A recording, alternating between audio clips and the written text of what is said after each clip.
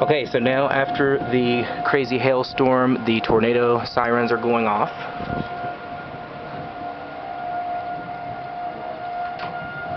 And it does look pretty scary out there.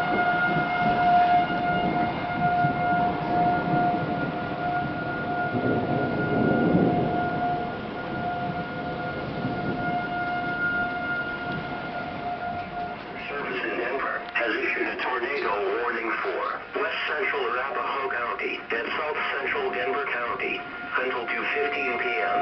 At 1:40 p.m. Mountain Daylight Time, trained weather spotters reported a funnel cloud over south central Denver. This storm was moving east at 15 miles per hour. And we're east of that. Locations in the warning. Yeah, maybe we should clean the closet out.